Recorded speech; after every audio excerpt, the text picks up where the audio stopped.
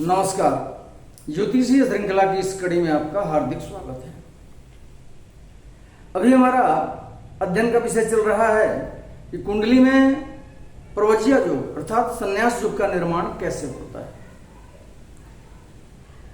इससे संबंधित ज्योतिषीय सूत्रों का हम अभी अध्ययन कर रहे हैं।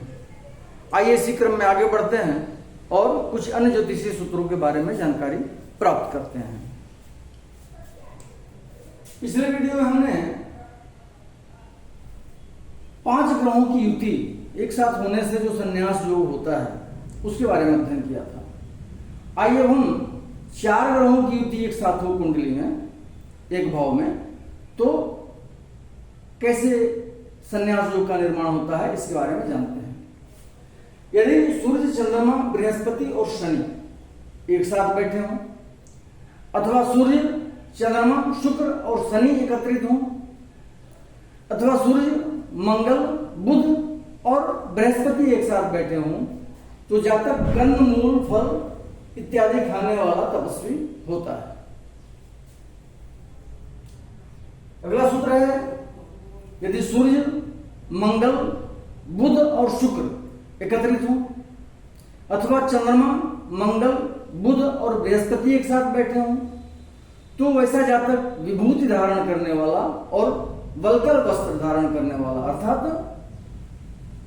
पेड़ों की छाल का वस्त्र पहनने वाला तपस्वी होता है।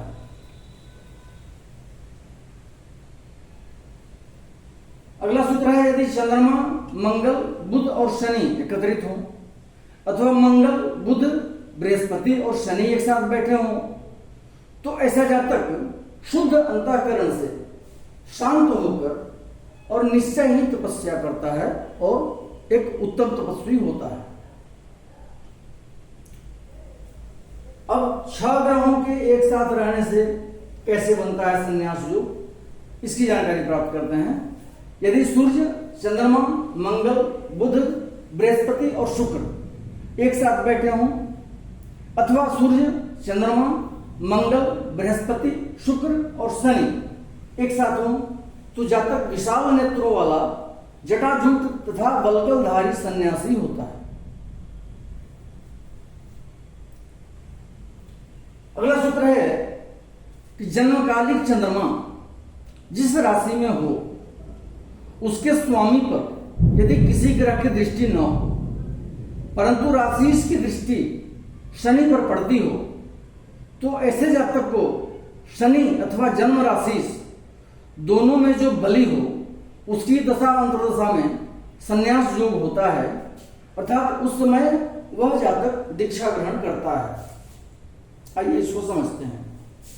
जन्मकालिक चंद्रमा जिस राशि में हो, मान लो उदाहरण कुंडली में जन्मकालिक चंद्रमा लग्न में ही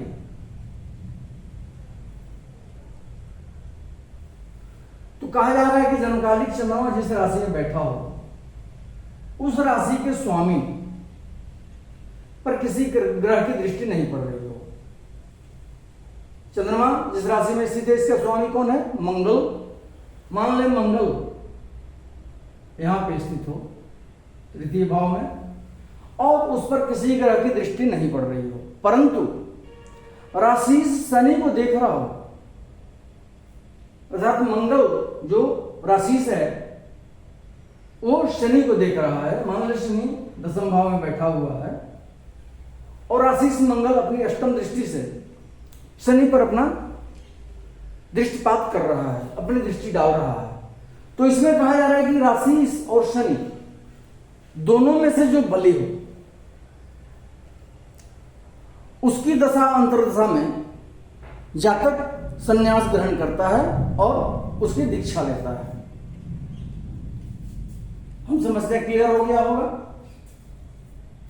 चंद्रमा जिस राशि में स्थित हो उस राशि का स्वामी जहां बैठा हो उस पर किसी ग्रह की दृष्टि नहीं पड़ रही हो परंतु राशि शनि को देख रहा हो तो वैसा जातक राशि या शनि दोनों में से जो बली हो उसकी दशा अंतर्दशा में संन्यास ग्रहण करता है और दीक्षा प्राप्त करता है। अगला सूत्र है यदि जन्म राशि से निर्बल हो और उस पर बली शनि की दृष्टि पड़ती हो तो संन्यास योग होता है। जन्म राशि इस कुंडली में राशि का स्वामी अर्थात चंद्रमा जिस राशि में बैठा हो उस राशि का स्वामी कुंडली में निर्बल स्थिति में हो और बलवान शनि उस राशि को देख रहा हो तो कुंडली में संन्यास योग होता है। कुंडली में यदि चंद्रमा और मंगल एक साथ बैठे हों और चंद्रमा शनि के दृष्टिकाण में हो, शनि का दृष्टिकाण मतलब चंद्रमा या तो मकर राशि के दृष्टिकाण में हो या कुंभ राशि के दृष्टिकाण में हो तथा उस चंद्रमा पर शनि की दृष्टि पड़ती हो तो जातक सन्यासी होता है।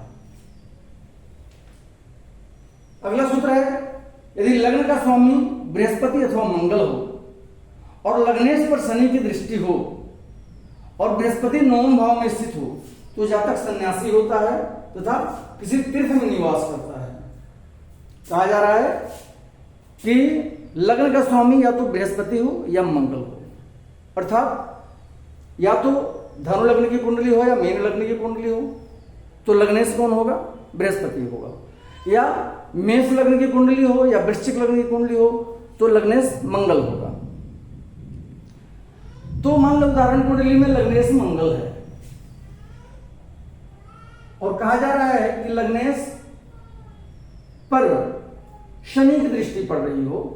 लग्नेश मान लेते हैं यहां बैठा हुआ है और शनि अपनी दशम दृष्टि डाल रहा है वहां पे। शनि अपनी दृष्टि दशम दृष्टि लग्नेश पर डाल रहा है। क्या कहा जा रहा है? या तो लग्नेश बृहस्पति हो या मंगल हो और लग्नेश पर शनि की दृष्टि पड़ रही हो और बृहस्पति नवम भाव में बैठा हो, बृहस्पति नवम भाव में बैठा हो तो वैसा जातक सन्यासी होता है। कुंडली में सन्यास योग का निर्माण हो रहा है और वैसा सन्यासी किसी तीर्थ में निवास करने वाला होता है। फिर से जान लें, लग्नेश या तो बृहस्पति हो या मंगल हो और लग्नेश पर शनि की दृष्टि पड़ रही हो और बृहस्पति नवम भाव में बैठा हुआ हो तो जातक सन्यासी होता है और वह सन्यासी तीर्थ स्थल में निवास करने वाला होता है। प्रवज्ञा योग अर्थात संन्यास योग से संबंधित कुछ अन्य ज्योतिषीय सूत्रों के साथ हम पुनः अगले वीडियो में उपस्थित होंगे। नमस्कार।